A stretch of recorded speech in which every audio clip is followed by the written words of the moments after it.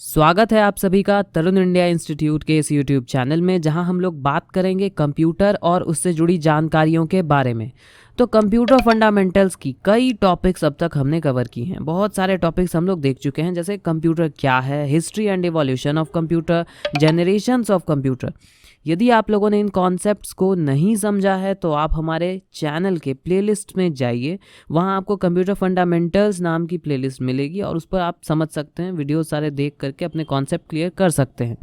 आज हम लोग बात करेंगे कंप्यूटर के टाइप्स की। आखिर इस दुनिया में किस किस तरह के कंप्यूटर्स अवेलेबल हैं। तो आइए खुद को खुद से थोड़ा और बेहतर बनाते हैं। दोस्तों, इस दुनिया में बहुत से चीज़ों को काम करने के तरीके और उनकी बनावट, उनके मैकेनिज्म के हिसाब से अलग अलग कैटेगरीज में बांटा गया है। जैसे आपका एक पेन ही ले लीजिए, वो ball pen, gel pen, fountain pen, इस तरह से बंटा हुआ है। मतलब पेन के भी कई सारे टाइप्स हैं, उनके काम करने के तरीकों के आधार पे सबका अलग अलग मैकेनिज्म है। ठीक उसी तरह कंप्यूटर को भी काम करने के तरीकों के आधार पे, उनके मैकेनिज्म के आधार पे 3 भागों में बांटा गया है, और वो है एनालॉग कंप्यूटर, डिजिटल कंप्यूटर और हाइब्रिड कंप्यूटर। चलिए अब एक एक करके तीनों के मैकेनिज्म को समझते हैं। सबसे पहले बात करते हैं एनालॉग कंप्यूटर की। तो एनालॉग कंप्यूटर समझने के लिए सबसे पहले हमें समझना होगा एनालॉग यानी एनालॉग डेटा क्या है। तो एनालॉग डेटा वैसे डेटा होते हैं जो लगातार बदलते रहते हैं, सेकंड के भी कम समय में, सेकंड से भी बहुत छोटे भाग में वो बदलते रहते हैं। लगातार उनमें उतार चढ़ाव होता रहता है। ऐसे डेटा को साइन वेव में भी दिखाया जा सकता है, जैसे रॉकेट की स्पीड, आवाज़ की फ्रीक्वेंसी, किसी गाड़ी की स्पीड, टेम्परेचर।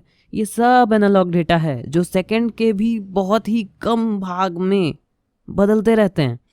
तो एनालॉग कंप्यूटर ऐसे कंप्यूटर होते हैं जो कि एनालॉग डेटा को कैलकुलेट करने का काम, उन पर ऑपरेशन करने का काम करते हैं। इसमें डेटा और उसके प्रोसेसिंग से बने रिजल्ट दोनों ही लगातार बदलते रहते हैं। जैसे स्पीडोमीटर, जिसके इस्तेमाल से आप गाड़ी की स्पीड कैलकुलेट कर पाते हैं। आपको उस स्पीडोमीटर में दिख पाता है कि अभी गाड़ी की क्या स्पीड है, और वो स्टेबल नहीं होता है। फिर उसी तरह से थर्मामीटर, जिसकी मदद से आप टेम्परेचर माप पाते हैं, और टेम्परेचर भी स्टेबल नहीं होता है, वो सेकंड दर सेकंड एकदम बदलता रहता है। इस तरह के कंप्यूटर्स का इस्तेमाल पहले के दशकों में किया जाता था, जब डिजिटल कंप्यूटर नहीं थे। इसमें प्रोसेसिंग स्पीड बहुत कम होती थी, पर रिजल्ट की एक्यूरेसी बहुत ज़्यादा होती थी। ध्यान देने वाली बात है ये, एक्यूरेसी, रिजल्ट की एक्यूरेसी बहुत ज़्यादा होती थी। अब आइए डिजिटल कंप्यूटर के बारे में जानते हैं। तो डिजिटल कंप्यूटर, नाम से ही आप समझ सकते हैं कि ये डिजिट्स पे काम करने वाला कंप्यूटर है। मतलब डेटा की जो प्रोसेसिंग होगी, जो कैलकुलेशन होगा, सब डिजिट पे होगा, सब डिजिटली होगा। डिजिट को ही अलग अलग तरह के फॉर्म में इनपुट लिया जाता है, प्रोसेसिंग किया जाता है, और रिजल्ट भी डिजिटल ही होते हैं। पर हमारे लिए यानी यूज़र के लिए उस डिजिटल डेटा को एक्चुअल डेटा में बदल दिया जाता है और फिर दिखाया जाता है।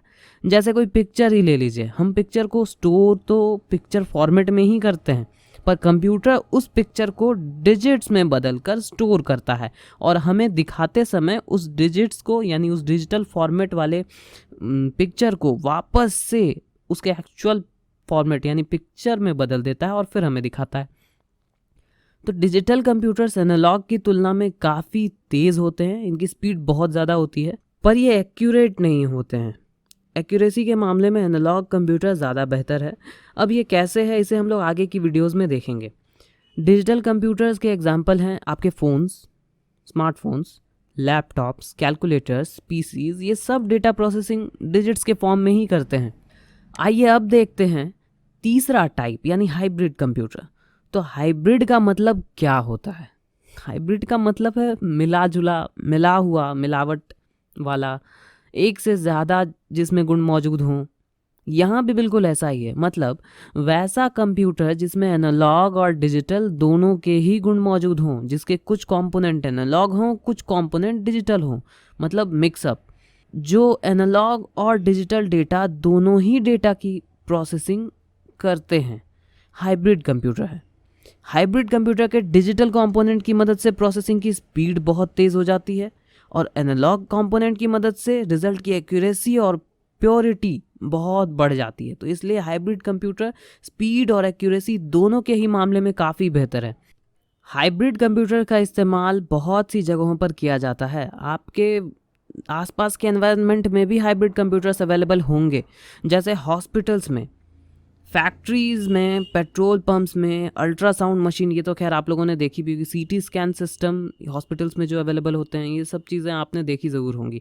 तो इन सारी जगहों पर हाइब्रिड कंप्यूटर सिस्टम का इस्तेमाल किया जाता है स्पीड और एक्यूरेसी को बढ़ा के रखने के लिए। वहाँ की ज़रूरत कुछ ऐसी ही होती है। तो आज के लिए इतना ही। अब बारी आती है एक सवाल की, जिसका जवाब पिछले किसी भी वीडियो में हो सकता है या आप गूगल भी कर सकते हैं। तो सवाल ये है कि IBM यानी इंटरनेशनल बिजनेस मशीन कंपनी वो कब एस्टेब्लिश हुई थी?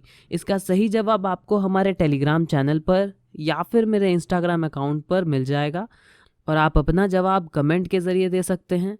और यदि आपको किसी टॉपिक का एक्सप्लेनेशन चाहिए या कोई टेक्निकल वर्ड समझने में परेशानी होती है, तो वो भी आप कमेंट में ज़रूर लिखिए। मैं पूरी कोशिश करूँगा कि उस टॉपिक पर भी वीडियो बनाकर आपकी समस्या दूर करूँ। मिलते हैं हम लोग अगले वीडियो में नए टॉपिक के साथ। खुद को खुद से बेहतर बनाते रहिए। धन्यवाद।